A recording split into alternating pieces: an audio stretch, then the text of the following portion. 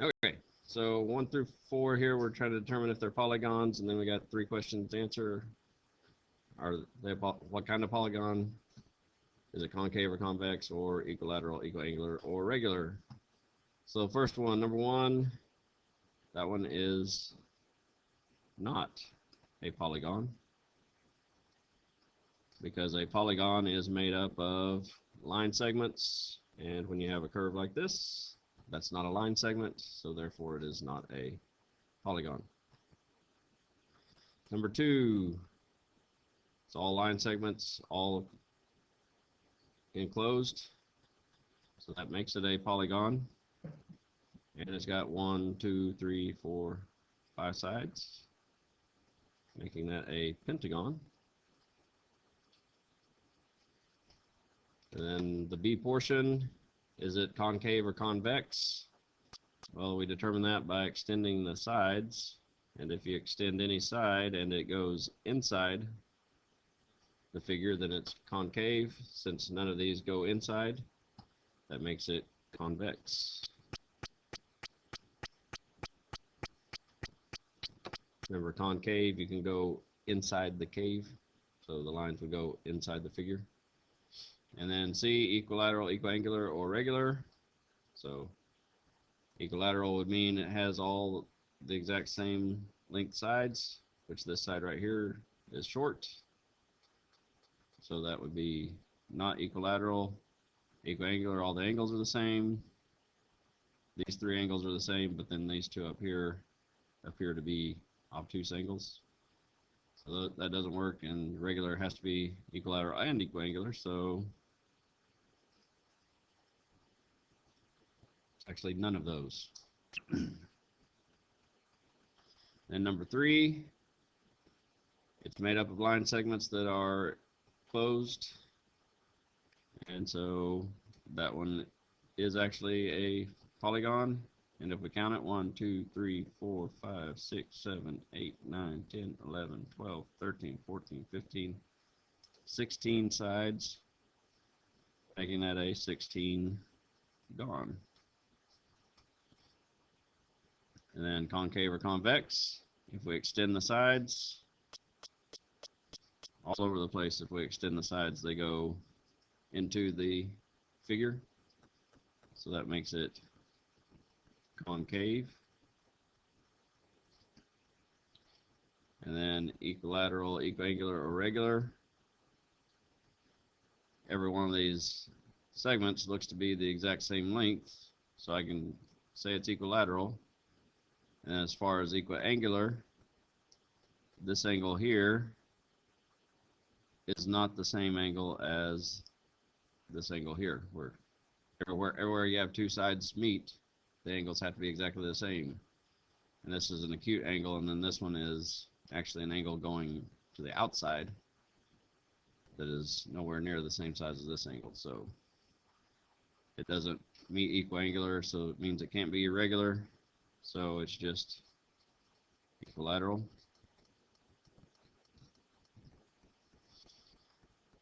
And number 4, once again, line segments that are enclosed. So that is a polygon, and it's 1, 2, 3, 4, 5, 6 sides, making that a hexagon. And then if we extend the sides, they all go to the outside, making that convex. And if we look, it appears that every one of these sides is the exact same length, and every angle looks to be the same size. So that would be regular, because it's convex, and it is equilateral, equiangular, making it regular. All right, find the sum of the interior angles for each polygon. So the formula for the sum of the interior angles is n minus 2 times 180. So we take the number of sides, subtract 2 from it, and then multiply by 180. So we got 1, 2, 3, 4, 5, 6, 7 sides on number 5. That's going to be 7 minus 2 times 180, or 5 times 180. And 5 times 180 is 900 degrees.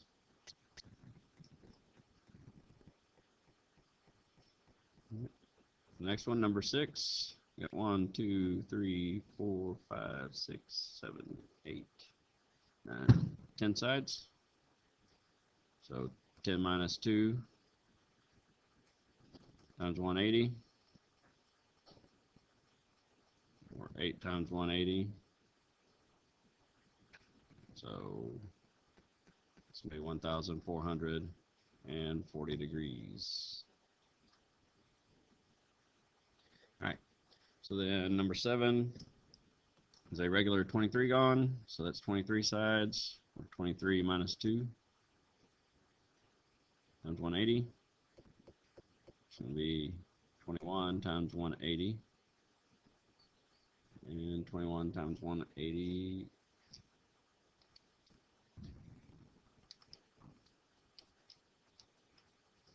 is 3,780 degrees.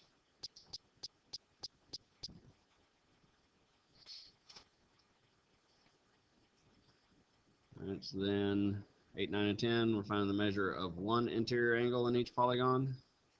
So basically we're doing the same process we just did, n minus 2 times 180, but then we divide by the number of sides, so n. So the first one here, 8, got 1, 2, 3, 4, 5, 6, 7, 8, 9, 10, 11, 12 sides. So I'm going to do 12 minus 2 times 180 divided by 12.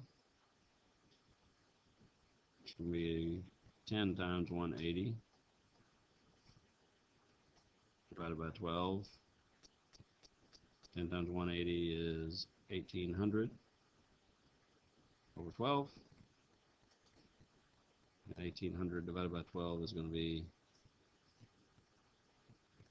150 degrees.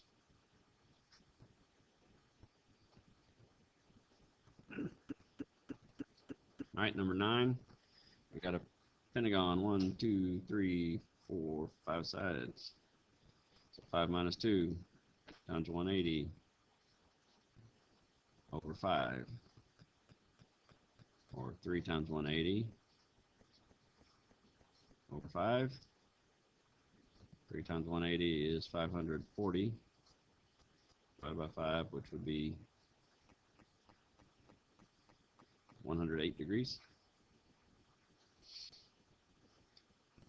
And number 10, I'm at a regular 17 gon, so it's 17 sides. 17 minus 2 times 180 divided by 17. That's going to become 15 times 180 over 17.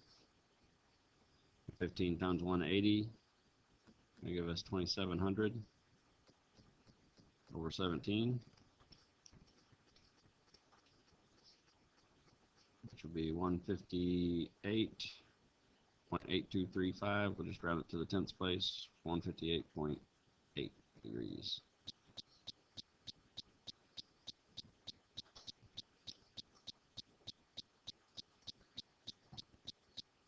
Alright, so then 11 through 13, finding the measure of one exterior angle in each polygon. And since every polygon, the exterior angles add up to 360 degrees, simply all we have to do is take 360 and divide it by the number of sides. 360 divided by n. So number 11, we got 1, 2, 3, 4, 5, 6 sides. 360 divided by 6. That'll give us 60 degrees for each exterior angle. Number 12, we got 1, 2, 3, 4, 5, 6, 7, 8 sides. So we got 360 divided by 8. And 360 divided by 8 is going to give us 45 degrees for each exterior angle.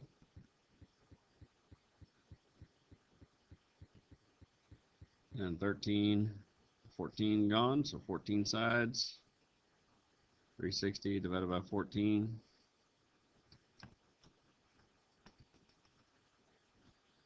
It'll give us 25.7 degrees per angle.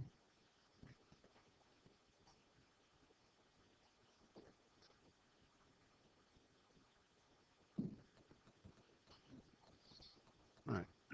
So 14, 15, 16, we're just classifying as to what kind of quadrilateral each one of these is.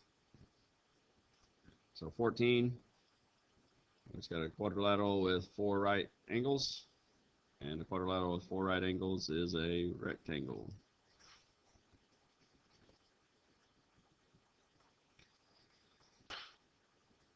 15, a quadrilateral that has one set of opposite angles that are not the same, 77 and 66, and then another set that are the same.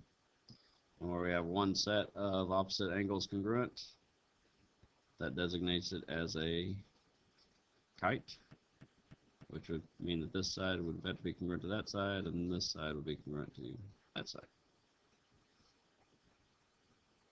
Number 16, got a quadrilateral and all 4 sides are the same length, they're all 7. So since they're all 7, that makes it a rhombus.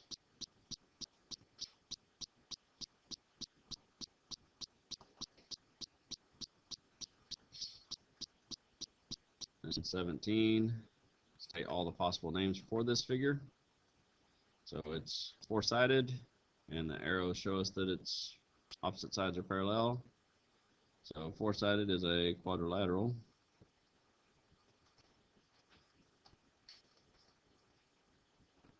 Opposite parallel sides is a parallelogram.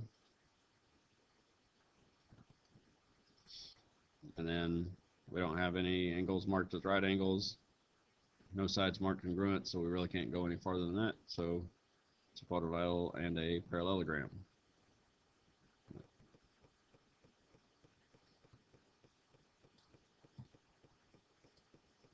All right, so number 18 through 23, we are finding the value of x. So we have to recognize the properties of these figures. So starting off, 18 is a parallelogram.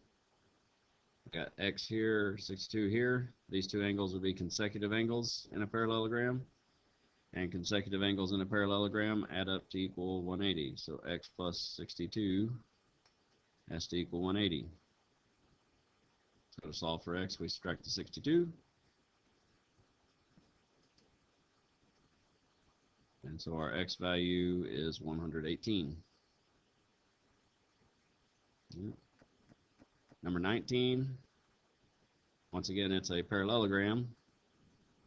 And we've got this angle of the parallelogram divided into 2 separate angles by the diagonal here. But really, if we look at it, this whole angle, those two together, and this angle over here are consecutive angles in a parallelogram. So this 102 plus this whole angle here should equal 180. So 102 plus 42 plus x, 42 plus x makes this angle here, should equal 180. 144 plus x equals 180. Subtract the 144 from both sides. And our x value is going to be 36. All right. Number 20, still a parallelogram, and now we're looking at opposite angles, angles that you could draw a diagonal between. And in a parallelogram, the opposite angles are congruent. So we're going to set it up as 2x plus 4 would be equal to 58. So subtract 4. So 2x equals 54. And divide by the 2. x equals 27.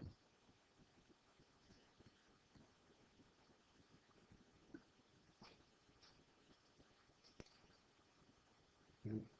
21, still dealing with a parallelogram, but in this case the x's, or the values we're looking for, are connected to the sides instead of the angles.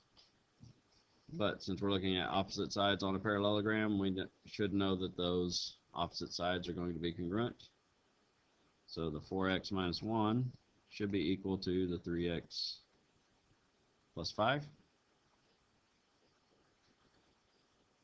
And we move the 3x over to get the x's together.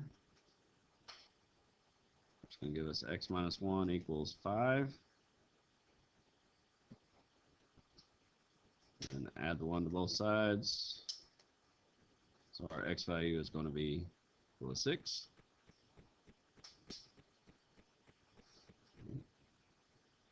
So then 22, got a set of parallel sides and a set of non-parallel sides, making that a trapezoid. And our x is on what we call the mid-segment of the trapezoid, going from the midpoint of one side to the midpoint of the other side. And so to solve for the length of the mid-segment, we take the two bases, 17 and 22, and we add them together and divide by 2, or multiply by 1/2, either way. So the x here is going to be equal to 17 plus 22 divided by 2. That's going to be 39 over 2, which is 19.5.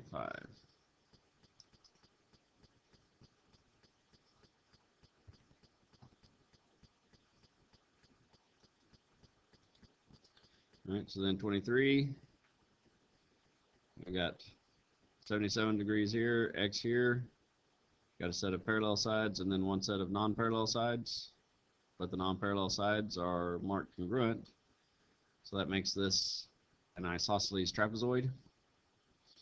And in an isosceles trapezoid, the base angles, each set of base angles are congruent to each other. So these two angles up here are congruent to each other. These two angles down here are congruent to each other. So since this one's x, that means this one's x also. Since this one's 77, the other one is 77. And where we look at the two different base angles, since you got a parallel lines top and bottom, this leg of the trapezoid represents a transversal going through two parallel lines. So the x and the 77 here would be consecutive interior angles. And if we remember back to consecutive interior angles, they are supplementary. So x plus 77 should equal 180. So subtract the 77, and x is going to equal 103.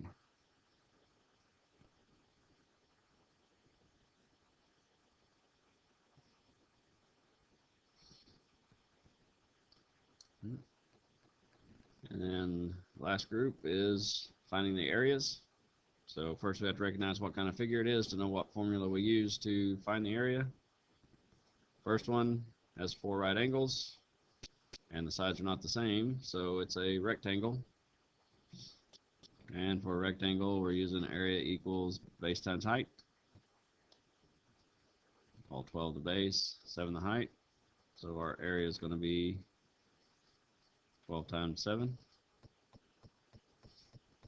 Or the area is going to equal 84 units squared.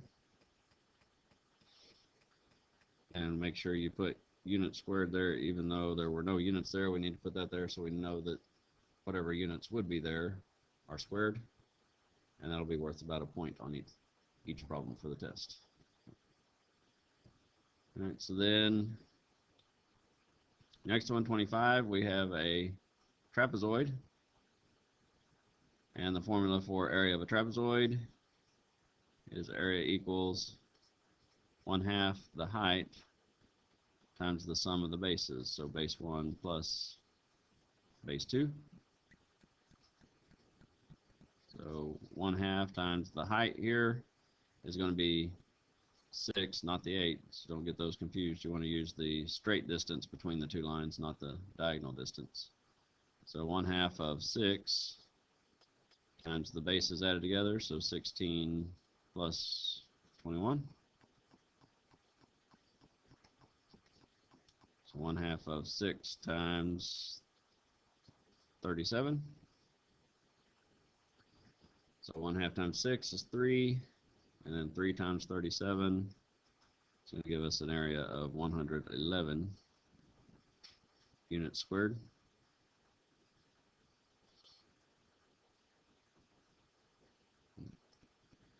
All right, 26, it's a parallelogram with congruent sides, so that makes it a rhombus.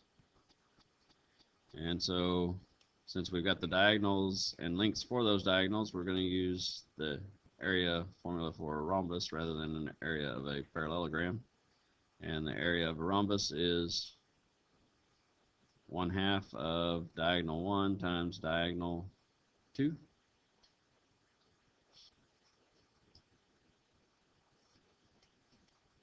So that's going to be 1/2 of diagonal 1 is 12 and 12. So 12 plus 12 is 24. And then diagonal 2 is 9 and 9, or 9 plus 9 is 18. So our area is going to be 1/2 of 24, which would be 12, and 12 times 18 is 216 units squared.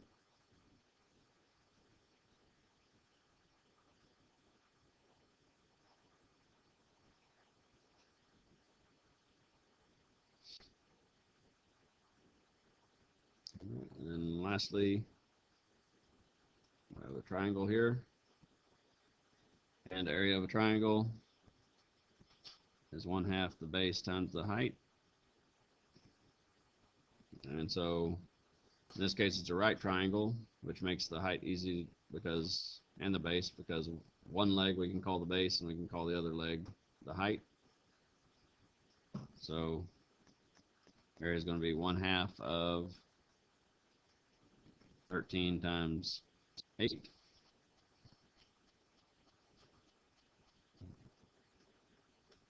And 1/2 of 8 would be 4, and 4 times 13 is going to be 52 units squared.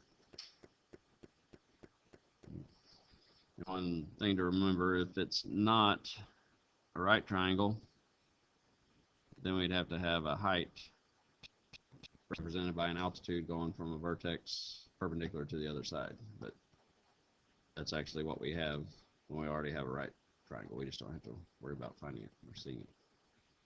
So that concludes Chapter 6 review.